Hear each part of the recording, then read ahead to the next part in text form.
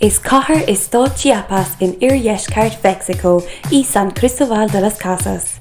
Is mol chultúrtha agus uathúla de bhainter Chuaigh, agus tá anna túir ag trosaitheoirí agus fánatha digiteacha le blianta beaga a nuas.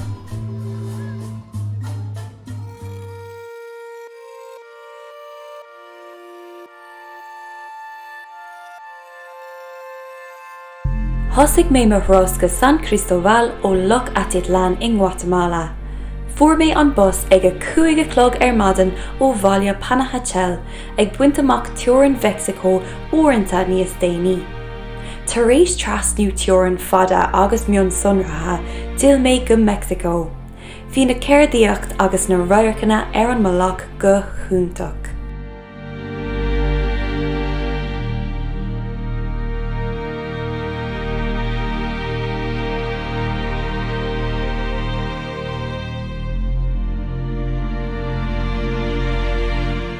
Tar éis 3 uair 10 ag taistil, thris mé faoi dheara hostel fandango agus lig mé me cí den oíche.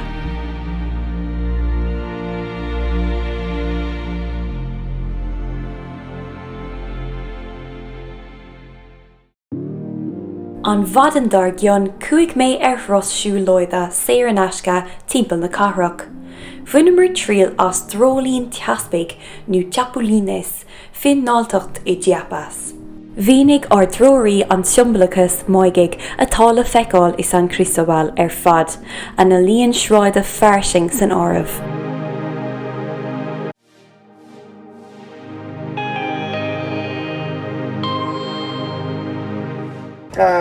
Weaving, it has different tones. It has 4 different tones to make the flashes and the light of every flower.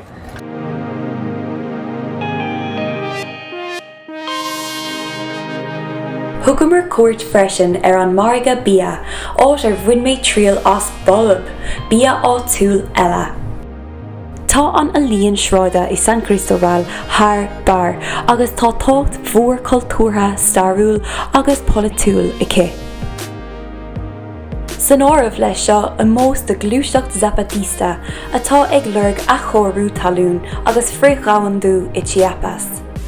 Ina cheanta sin, deirtear go bhfuil cuid den caifé is fearr ar domhan ag Chiapas agus bhí ar an tríal a bhaintás.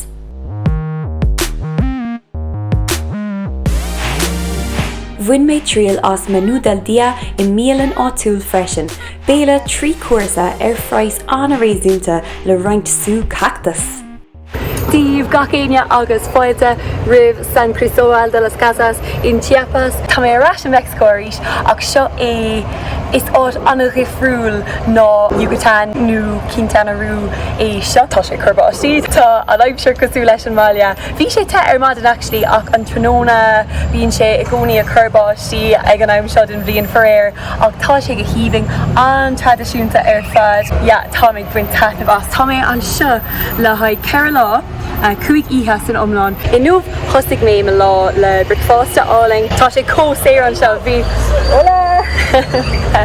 bhí bricfásta íomhí go le haid €3 caifé san áireamh agus an sin rinne mé trosisiúlóda timpeall na Cathair. Dabhlann mé anna chuid faoin cultúr faoin na daoine an seo faoin bhia thug sé go dtí na marga muid so bhí mar an ann é sinna eáil. Now ní raibh an marga bia a hafada dúir sé gan in Victor nó bhí seán a thugáil an sin foréir. So bhí deise going tamales agus cadela naúpla banana. Tá saisina difriúla banana an seo. Bhí sé sin a going, bhí avocado going, avocado uair dulcreite. Bhí mar an donlan comags bhí an ealaíne go híoming. An ealaíne atá ar na sráideanna seo. Is féidir leat ar eáil fiú saoil an sin. Tá sé go híoming agus tá brí sais uathúla faoi comá. So bhí Banksy actually san áit seo sa bhario seo is dócha cúpa bliain ó chin ach gcuid duine an balla ina raibh Victor foréir. So ní raibh an ann an Banksy a eáil ach tá an ealaíne seo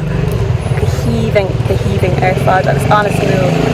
Anis cé bhfuil sé churbáistí tá mé chun 6 tros féad prost a dhéanamh na haglas go léir, well, cúpla agus, tá like 60 aglas an seo in San Cristóbal, ach tá sé rionta go cúpla just na phríomh aglas a eáil, tá go bhfuil siad go híomhing an seo, tá stíl barachacha, bhí ceanháin feicithe going an dros agus bhí sé an hanú, an méid ór a bhíon ann san aglas.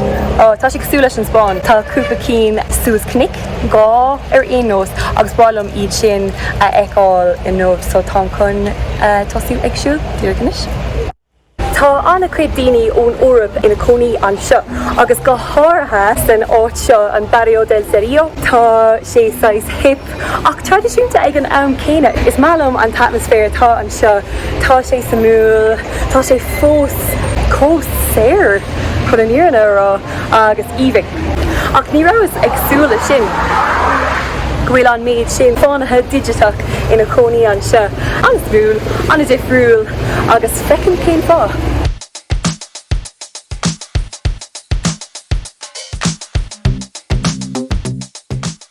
Tá mé an seo inis ag an ord aglas, sin é, an seo is San Cristóbal, tá sé go híomhing ball an dul, istigh ach tá balla bán an sin so nílis go an féidir, ach féic mé inis. Feictar dom go bhfuil an ord aglas seo dúnta, so a raig go dtí an céad aglas eile.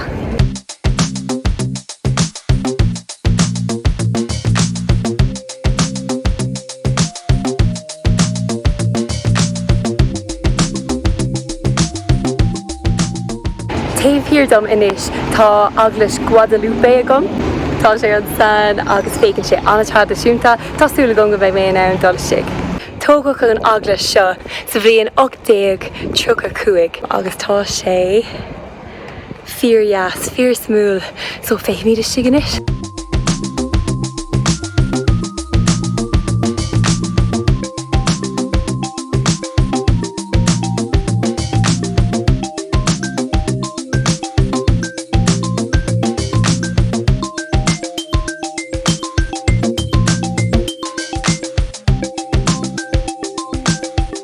Tá cúpla rud go hansamúil go dabhla mé in nómh ar an trosisiúlóide. An céad rud ná gur bé Pueblo Mágico San Cristóbal de las Casas nó bailte dríochta, agus is fíor go bhfuil dríocht éigent buintach leis an bailte seo. Tá siad fós ag buintúsáda as leis tradiisiúnta maigach agus mar sin de más hippie tú, ba even leis an áit seo, tá sé anna buintach le yoga, sprádacht, leis tradiisiúnta agus mar sin de annach múl ar fad. Rud eile an san gur dabhla mé ná go bhfuil anna chuid gnó ag Coca-Cola an seo, agus níl na daoine uathúla cósásta le sin. So tá Coca-Cola ag tógáil isce as na sléite íbhing atá timpeall na háite an seo, agus tá siad ag úsáid an isce sin chun Coca-Cola a dhéanamh, ach níl isce ná dúchasacha fáca ina éonar dus na daoine uathúla. So iartar nóir atá tú an seo gan Coca-Cola a ceannach nó ó nó aon rud mar sin. An seo inis tá Coca-Cola níos sira ná isce chun é a ceannach, so i Chiapas an stát seo ar fad, ólann siad níos mó Coca-Cola ná aon áit eile ar domhan. Agus go háirithe i bailte beag dar bannam Chamula, beag mé ag dul an sin leúnmh dé cúpla lá, óiltar níos mó Coca-Cola a rís, so sin é an bailte leis an Coca-Cola is mó ar domhan. Ólann fiúna páistí inis nach mór 2 lítir gach lá de Coca-Cola.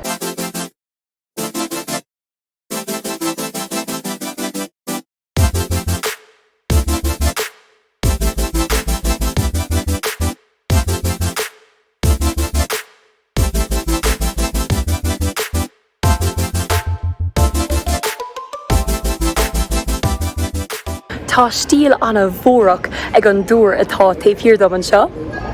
Tá sé cosúla rud ó marach nó rud éigent, agus sin tuis go bhfuil an stíl mórach tháinig sé sin an seo sa 7 haoistéig ón Spáin tar éis na mórach agus mar sin de, agus na cogaigh a bhí ar siúil an sin. Na daoine Muslimach agus údach a bhí ag marachtáil sa Spáin, bhí feibanna acu, bhí siad a driblód ann ar aonós, agus bhog anna cuideacha an seo go Meicsiceo, agus sin an fá go bhfuil an stíl mórach seo fós le feiceáil.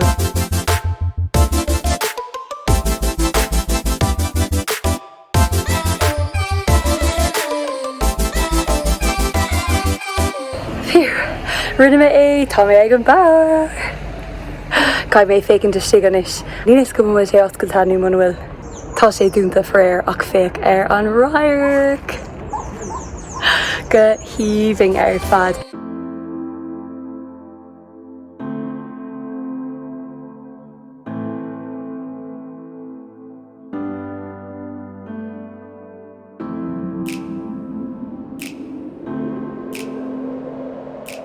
Tá mé díreach arás ag an brúna Chuaigh a rí sin nómh, so seo é an eaglais déarnach i gcóir in nómh ceapam ar é nós agus seo é fíor yes, anna yes, agus ceapan gur féidir lom dul seach, féic bhí níis. So cuahas the seachan sin ach tá affran actually siúil, so tá na daoine ag rá na Padraig agus mar sinnde. So don mé na méid bháin, bhí sé sa múl, tá mé chunamachtanis, tá ochras an dain ar maríis, féidir go gheoigh mé rud peag. Tar éis béla tradiisiúnta le molé, an seach loida agus sili, bhí ihe anna lua agam agus mé suas go hán lua an ládar gionn le haig tros, ach sin scéal don céad íseán eile. De ma céad lá eile i San Cristóbal, bhí madan thuamhnach agam ag taiscéile an cultúr café i San Cristóbal, comála roinnt den an mhuil fánathe digitach.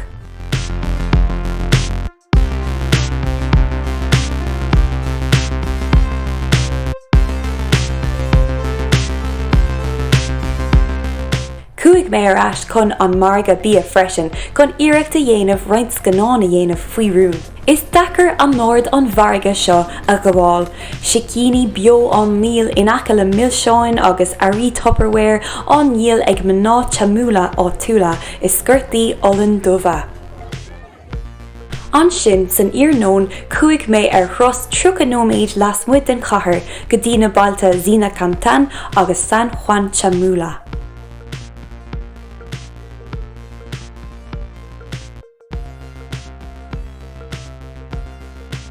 Tá clú agus cáil ar na bailte seo mar gur shráidbhailte iad ina cónaíonn na muintir Tzotzil.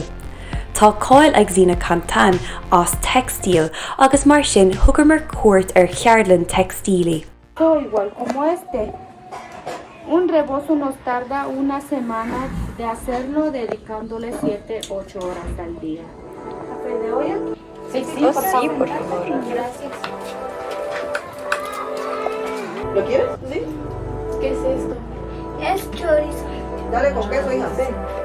¿Con queso, hija? Tá cáil ar San Juan Chamula mar gheall ar an eaglais sincréataseach. An seo cuairtear an cultúr Moigig agus an cultúr Cathalicach le chéile.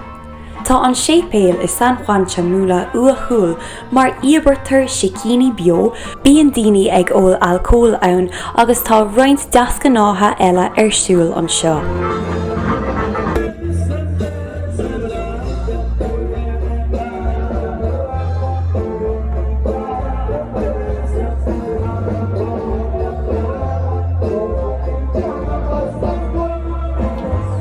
Wow, tám díreachtar éis teachtasteach as an eaglais inis agus bhí sé dulcréite. Ní raibh sé cosúla aon rud gur bhacha mé a hena féin.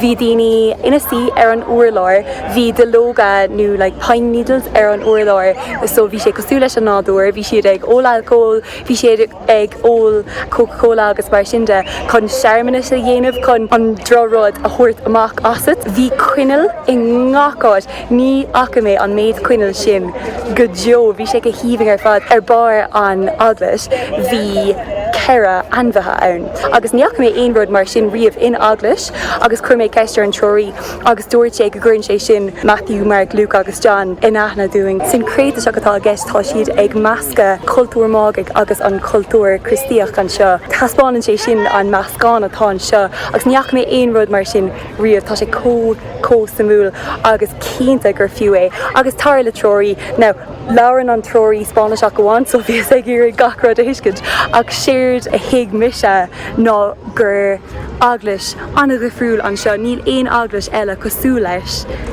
in aon áis ní dólam.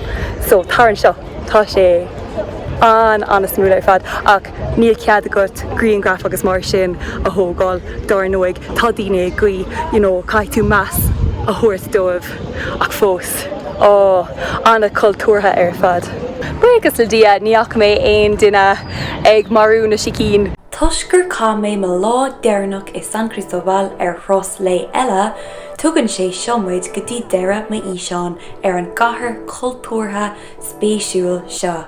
Chiaigh mé sa chéadát eile sibh.